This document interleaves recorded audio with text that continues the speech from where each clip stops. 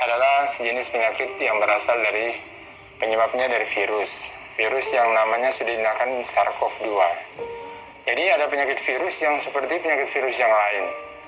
Yang kalau kita kenal di masyarakat banyak kita kenal, ada penyakit demam berdarah, ada penyakit AIDS, itu adalah jenis-jenis penyakit virus.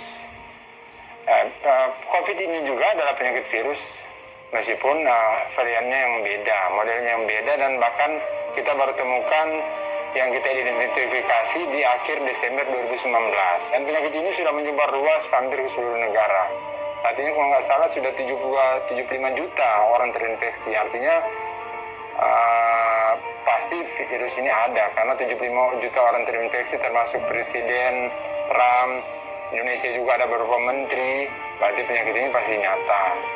Sedangkan kalau kami dari pihak Rumah Sakit Bitung, sejak bulan Maret, pada saat pertama kali diumumkan oleh Gubernur Provinsi Sulawesi Utara, Pak Oli Dondo Kambe, temuan pertama, kasus pertama, kami Rumah Sakit langsung mempersiapkan sebisa mungkin kami bisa menangani penyakit ini sesuai protokol, khususnya di rumah sakit. Yaitu pertama, kami mengedepankan namanya pasien safety.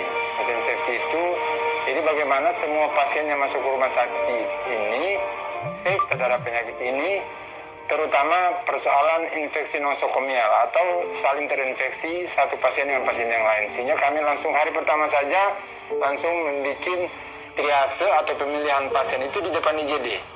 Jadi pasien-pasien dari Kota Bitung maupun di seputaran Kota Bitung seperti Minahasa Utara tidak perlu takut ke rumah sakit.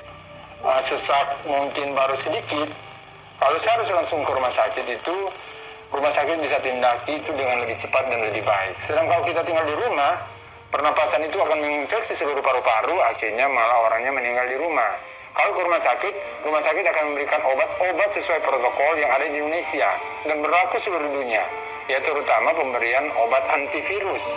Obat antivirus ini tujuannya agar virus itu pada saat dia berkembang, dia akan dihentikan pada saat masuk ke rumah sakit, akan diblokir oleh obat antivirus, sehingga virusnya tidak akan berkembang lebih banyak lagi. Angka kematiannya hanya 3%. Jadi dibandingkan penyakit virus yang lain, ini termasuk penyakit yang jauh lebih ringan. Sehingga tidak perlu takut, sehingga malah justru terhindar virus, tapi kita malah sakit otak kita.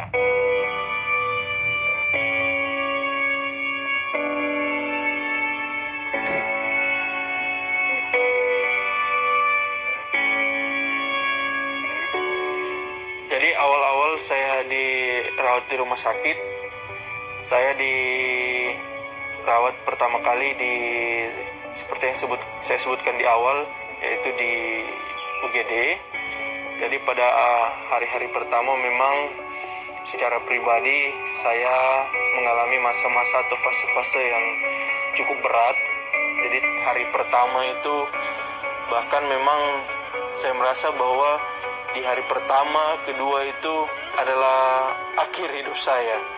Karena memang pernafasan yang sejatinya biasanya enak dan tiba-tiba saat itu memang drop, sulit untuk bernafas, sehingga memang dari masuk rumah sakit itu sudah dilengkapi dengan alat bantu, yaitu oksigen. Dan pada waktu itu memang bahkan saya sempat sudah menyampaikan pesan-pesan pada keluarga untuk jika saya meninggal atau apa yang harus diperbuat. Jadi memang penanganan dari rumah sakit sudah sangat baik menurut saya, karena memang sudah sesuai dengan prosedur, sudah sesuai dengan harapan. Kalaupun memang ada kekurangan, itu hanya mungkin pada oknum-oknum tertentu, tetapi secara umum fasilitas yang kami dapatkan sampai 10 hari penanganan itu saya merasakan memang luar biasa. Teman-teman tenaga kesehatan begitu peduli dengan kami, mereka bahkan sungguh sangat luar biasa, dan di sana saya melihat kerja keras mereka harus dihargai. Saya berharap kepada seluruh masyarakat, kepada pihak-pihak yang ada di luar sana untuk peduli. Bukan hanya peduli dengan penderita COVID, tetapi peduli dengan diri Anda.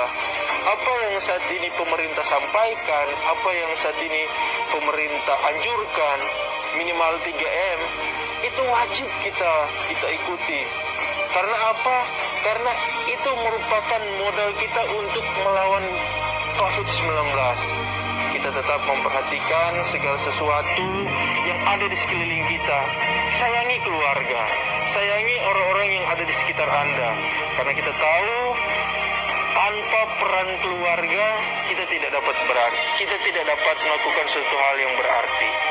Saya Dios, mari kita lawan COVID-19 ini dengan kebersamaan. Kita yakin tahun 2021 COVID-19 akan hilang dari seluruh antero bumi. Saya Dr. Peter, ayo kita lawan COVID bersama.